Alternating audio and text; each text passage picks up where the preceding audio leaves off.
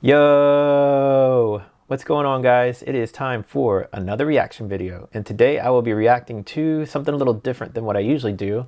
My mom just so happens to also be one of my biggest YouTube fans. Yeah, my mom watches literally every video I put out, and sometimes my dad watches with her too, so shout out to you, Mom and Dad. Thanks for checking out my videos. But I'm mentioning my mom because she actually came up with this idea. She suggested that I do a reaction to castles that are here in the US, and she sent me a link, and Mom, I'm not going to use the one you sent, and only because it was about a minute long. So I found a different one though. It's 13 minutes. Amazing castles in the US. So that's what we'll be reacting to today. Before we do that though, let's go ahead and hop over to their channel, and before I forget, I'm going to subscribe.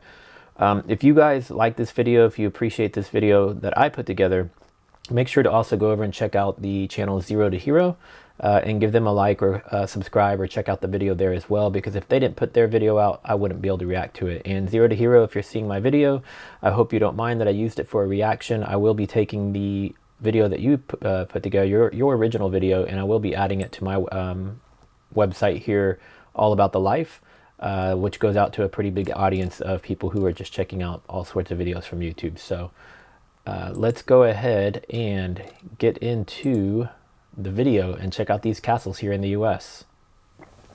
If you think about amazing castles, your mind may automatically jump to Europe, and you'd be right. Luckily though, Europe is not the only place that has these amazing pieces of history, and even in the much younger United States, we have our own fair share of castles that are well worth a visit. So let's plan our next road trip.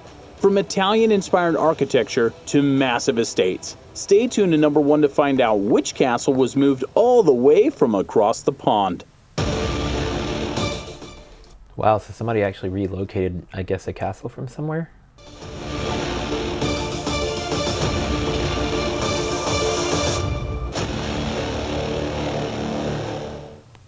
Number 10. Castello di Amorosa. If you want the feel of an Italian wine farm in the beauty of the California landscape, then Castello di Amorosa is just the place for you. Italian-style architecture and fine Italian wines are all found just outside the town of St. Helena in the Napa Valley. Unlike most castles you may hear about, or could be lucky enough to come across in your lifetime, this castle's construction began only in 1994 and was the vision of a fourth-generation Italian winemaker and entrepreneur, Dario Satui, who spent much of his life discovering medieval castles and wineries throughout Europe. He fell in love with 13th century Italian Tuscan-style architecture and took 13 years to complete the construction for its first opening. 13 years. That's amazing. I wonder how many square feet this place is. Is it because of the size that it took so long, or the type of construction that it took so long? Today it continues the tradition it started in 2007 and is primarily a wine farm, specializing in Italian wines, and often hosts parties and weddings alike on its premises. Interestingly, despite its use as a wine farm, this modern example of a castle comes complete with a drawbridge and a dungeon, as well as a torture chamber. That's pretty awesome to add those extra details. To enhance the feeling that you are actually in a centuries-old castle. There is no mention as to whether or not the dungeon and torture chambers are used on people who drink too much of their wine though, so we suggest you proceed at your own risk. Number 9. Bolt Castle. Situated along the St. Lawrence River near New York City, the Bolt Castle lies among the spectacular... It looks cool how it's sitting over the water. Thousand Islands, and construction of this property started back in the year 1900 by millionaire George Bolt. He wanted to build the castle as a tribute to his wife and stated that it would rival any European castle of the time. But unfortunately, Bolt's wife fell ill and passed away just months before the completion. Devastated, Bolt halted all construction and never visited the island again. Oh wow, that's crazy. Leaving the incomplete castle behind as a monument to his wife.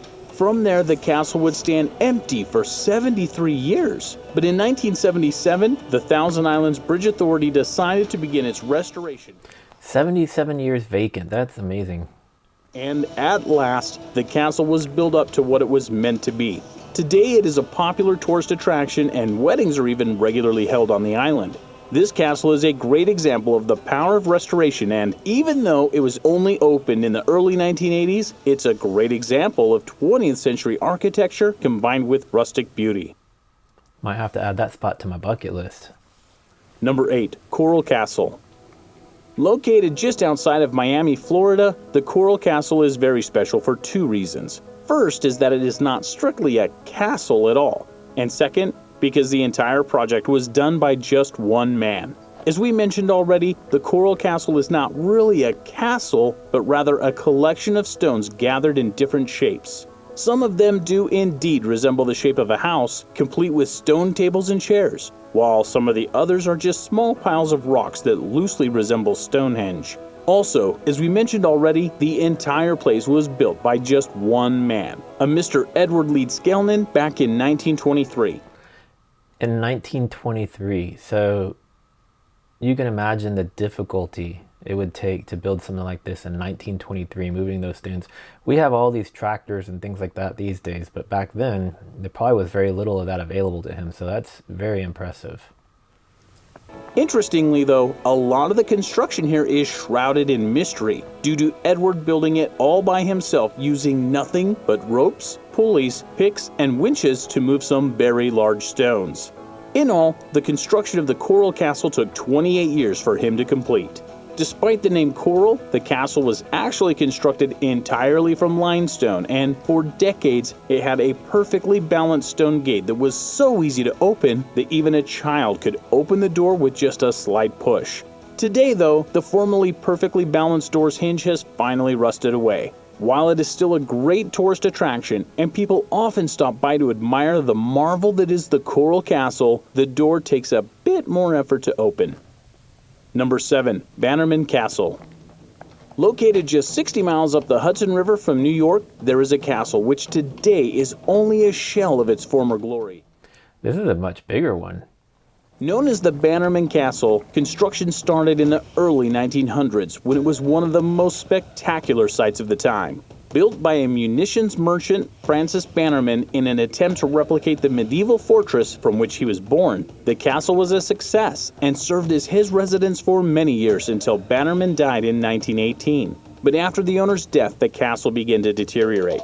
And, to make things worse, a fire broke out in 1969, destroying most of the building in the process. Today, what remains of the castle still stands, and often holds various events on the island throughout the year. One thing is for certain though, despite the fire and the castle being left to the elements for so many years, it is still one of the most beautiful buildings in the US and is a true example of European-style architecture in America.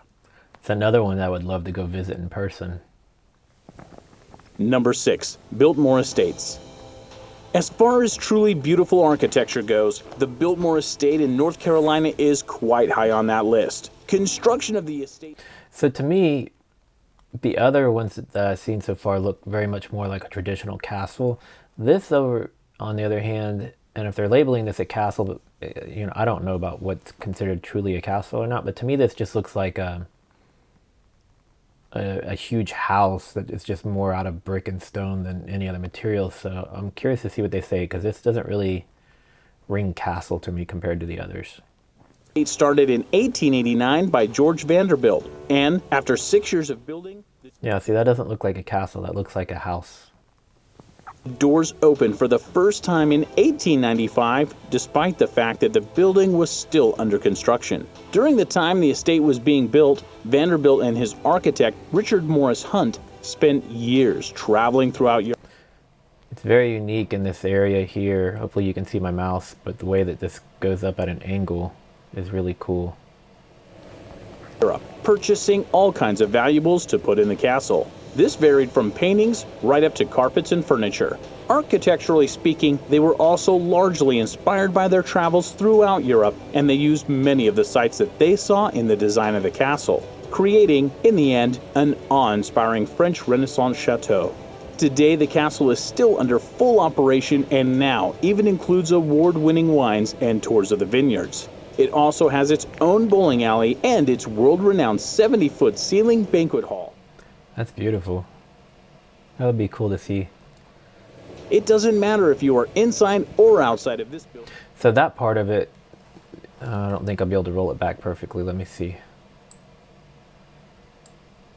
That kind of looks castle-esque to me, but overall it doesn't look as much like a castle as the other ones they'd shown so far. Outside of this building, the sights and the beauty of this castle is an amazing thing to behold. Number 5. Font Hill Castle. This castle, found in Doylestown, Pennsylvania, definitely has the look of your traditional Count Dracula-style castle. Unfortunately though, or fortunately, depending on your tastes, this castle has a more down-to-earth story. Built between 1908 and 1912, the Font Hill Castle was the creation of Henry Chapman Mercer, an archaeologist, anthropologist, ceramist, scholar, as well as antiquarian, who clearly couldn't decide on just one field to follow. Originally built as his private home and showplace for his... This is another one that just looks like a oversized home made primarily of brick and stone, less castle to me. But again, I don't know what defines an actual castle. Collection of tiles and prints, he used this home as a base of operations during his lifetime. After he passed away, however, he wished for his massive, multi-million-dollar castle to be turned into a museum, with the caveat of allowing his own housekeeper to have living rights inside the castle, where she lived out the remainder of her days until 1975. Today, the castle still serves as a museum to both the life of Mercer as well as his collection of tiles, prints, and pottery, while still maintaining a strict preservation policy. Might have to put that one on the bucket list too. It's pretty cool. Wherein the castle be kept as much like its original state as possible. Despite this castle being an actual museum of ancient tiles, it still attracts over 30,000 visitors a year. Number 4. Thornwood Castle. The story of this castle is an interesting one, because while it has only been in the US for around 100 years, its origins actually began more than 500 years ago. Chester Thorne is the brain behind this castle with 2 ages. While in England in 1907, he bought a 400-year-old manor before deciding that, although he liked it, he would like it much better in the US. So good old Chester decided it was a good idea to have the entire building dismantled and then shipped, brick by brick, over to Washington State in the US. That's amazing that they could even accomplish something like that in those times. I just couldn't even imagine the amount of labeling and organizing to make sure and ensure that things get put back as closely as possible to how it was originally constructed. He then hired famed architect Kirtland Kelsey Cutter to painstakingly reassemble the entire manor. The construction of the castle took 3 years to complete, after which Thorne presented the Elizabethan-themed castle to his wife as a display of his love. These days, the castle is an inn, and its Gothic, rustic charm. There's another one, hopefully I don't keep saying this over and over because I don't know what the upcoming castles are going to look like. This looks less like a castle to me and just more like an oversized house. Attracts thousands of guests a year. In addition to lavish rooms and its antique interior, the estate has a private dock and lakeside beach, as well as a sunken garden. A beautiful landscape designed by the famous Olmsted brothers. As far as rustic charm and a beautiful countryside scenery goes, this castle is definitely something you need to experience in your lifetime. Number 3. The Smithsonian Castle. Located on the opposite coast, that looks a little bit more castle-esque to me. This castle is the first of the Smithsonian buildings that were built throughout the... Honestly, actually, it looks more like an old school commercial building for like a courthouse or a state building or something, United States. Or even a church. In 1855 and made out of what is now the iconic red sandstone, the building is today one of the most... Now that very much looks like a castle right there, so it's got a mixture of both, I guess. Most recognized in all of Washington, D.C. In fact, we are lucky to have the Smithsonian building today, and it is all thanks to one man that we have them. The project was started thanks to a donation from Frenchman James Smithson, who, despite donating the money for the construction of the building, had never set foot on American soil. Originally, the building was the home of Joseph Henry and his family. Joseph being the first secretary of the castle, and today a statue of him stands outside the building. Although it started out as just the one building, more government buildings as well as museums were built around it over the years, molding it into the spectacle that we know of today. And as a tribute to James Smithson, his crypt can now be found near the north entrance of the building. Have you ever visited any of the Smithsonian buildings? Let us know below. While you're there, remember to subscribe to our channel and hit that like button. I personally have not visited any of them that I can think of, and good reminder, like I said at the beginning, go subscribe to his channel because I couldn't have made my video if he didn't have his video. Number 2, Castle Gould. Situated a few minutes from New York City, the land on which Castle Gould stands was first bought back in 1900 by Howard Gould, husband of the then famous actress Katherine Clemens. After buying the land, Gould began construction. This one very much looks more like a traditional style castle to me. On the castle, modeling it after the Kilkenny Castle in Ireland. The castle was supposed to be the main residence on the property and was completed by 1904. However, Katherine Clemens rejected the castle and thought that it simply didn't suit her well enough. So Gould then built the Hempstead House for them instead, and the huge castle was used as a stable and servants' quarters for many years after. Seriously! Today, although the castle is not open for public tours, there is a visitor center and a great hall located under the castle's... She rejected it. I would have been like, bye Felicia. You don't like this big old castle I just had made for you, then you don't deserve to have one. Clock Tower, where functions are often held including fitness classes and cultural events. Number 1, Cliff Palace. For number 1, we decided to include the natural beauty and native roots of the United States. Mesa Verde National Park in southern Colorado is quite different from most national parks you might... This is actually somewhere I've wanted to visit for a really, really long time. I didn't know that this would have been included in castles, but I still want to go to this location. Visit. Sure, it's home to rare species of wildlife, but these are not typically the reasons people visit this park. Situated on the wall of Cliff Canyon, you will find a small village that has seemingly been carved into the cliff face several hundred years ago. First discovered in 1888 by two cowboys searching for stray cattle, the Cliff Palace is believed to have been built in the 1200s and consists of around 150 rooms. Built by ancestral Puebloans, it's made out of sandstone and wood and is the largest cliff dwelling in North America. Archaeologists say that it would have housed around 100 people and that it formed part of other smaller dwellings also found in the area. They concluded that the palace was probably abandoned due to overcrowding and was ultimately forgotten about for approximately 300 years before its rediscovery. Today you can take a guided tour through the palace, and you can get a glimpse of life from a few centuries ago, including the Tower Square, which is a tall building approximately the same height as the roof of the cave and consists of 4 separate floors. Although the tower had to be restored, the palace and surrounding dwellings give visitors an epic experience. Let us know which of these you would want to visit in the comments below, and thanks for watching.